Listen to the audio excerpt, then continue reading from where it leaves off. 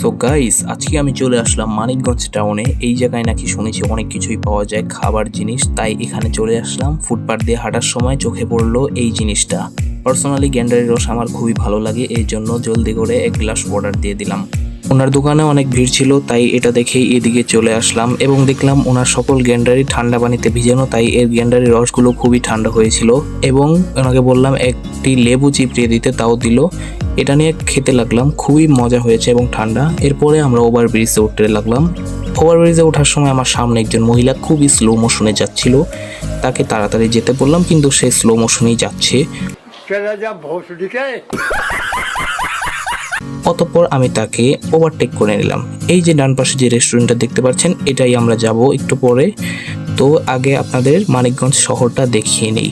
এইটা দেখতে পাচ্ছেন মানিকগঞ্জের হাইওয়ে রোড, এখন বর্তমানে একটু উন্নতি করেছে, আগে মনে ছিল না। যাই হোক, আমার পিছনে আছে এগুলো ফুটপাত। তো নিচে এসে ভালো একটা রেস্টুরেন্ট দেখে রেস্টুরেন্টে ঢুকে পড়লাম।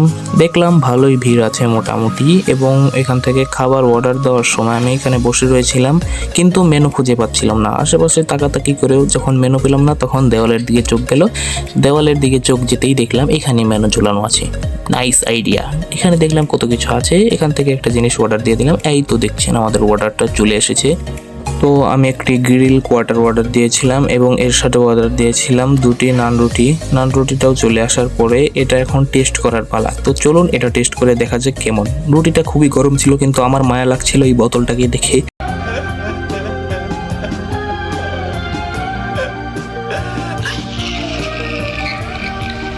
যাই হোক, এখন এই বোতল থেকে এক গ্লাস পানি নিয়ে খাওয়ার আগে খেয়ে নিলাম, কারণ খাবারটা শুকনা গলায় ঠেকতে পারে।